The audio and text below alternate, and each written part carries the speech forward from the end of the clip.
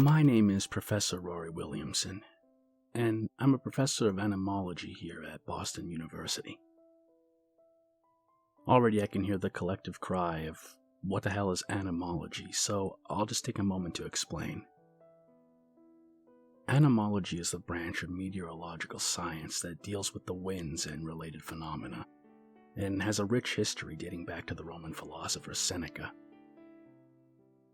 In 2019, thanks to the astronomical surge of interest in climate change, our department received a huge bump in funding, which presented me with a once-in-a-lifetime opportunity.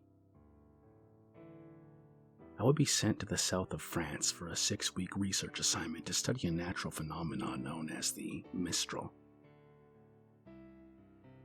The Mistral is a strong northwesterly wind that blows from southern France to the northern Mediterranean. It's the most common in winter and spring, and strongest in the transition between the two seasons. It's been known to produce winds exceeding 41 miles per hour, but that have been known to reach as high a speed as 115 miles per hour.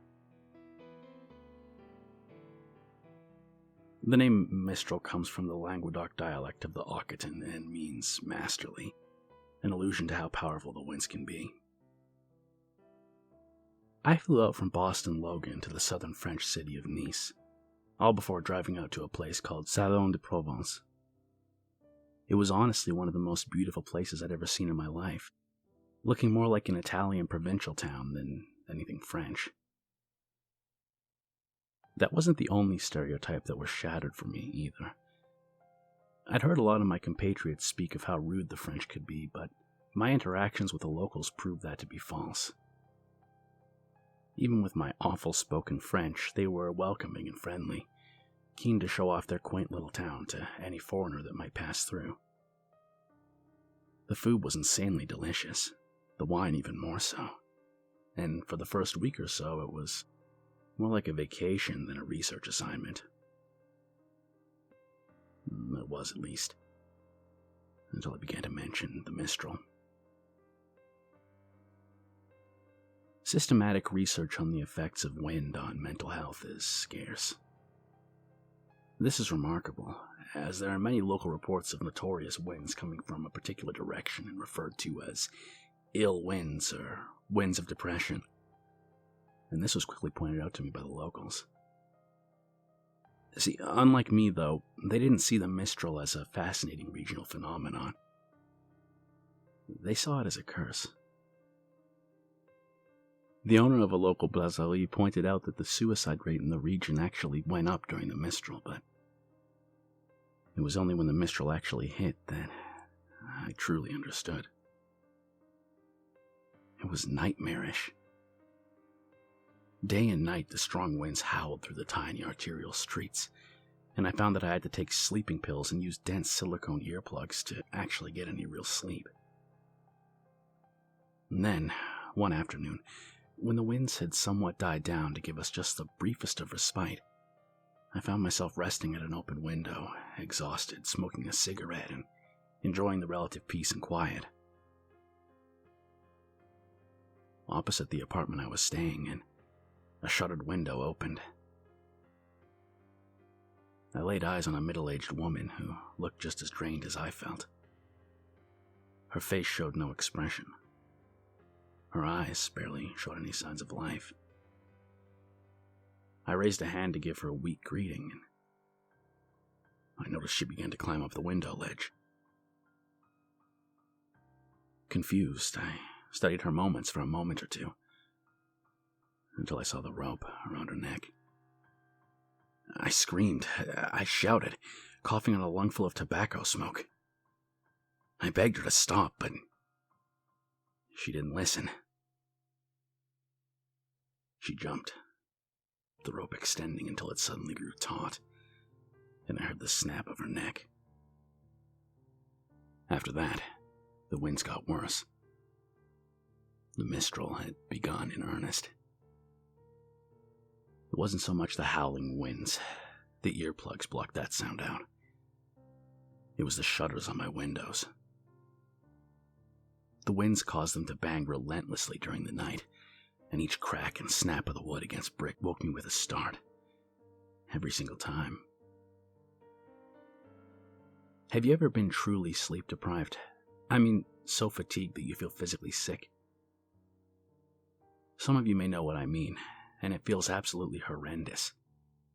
I honestly wouldn't wish it on my worst enemy. It was around that time that I began to hear whispers on the wind. Look, I'm a scientist. I don't believe in the supernatural, never have, never will. It had to be my mind deteriorating as a result of the sleep deprivation. But I swear on more than one occasion, I heard a voice among the winds. It was so faint I could barely make it out, but it was enough to make my ears prick up. It was terrifying. I'm reliant on my mental well-being for my living. Without my ability to think rationally and logically, I would actually be out of a job. So early one night, I fortified my dose of sleeping pills with a bottle of that good red wine the locals produce and got ready to catch up on some sleep. Only I couldn't find my earplugs. Trust me to lose something so tiny. The same reason I never invested in a pair of those AirPod things. I know they wouldn't survive a month in my care. I tried stuffing my ears with cotton wool, but it was no good.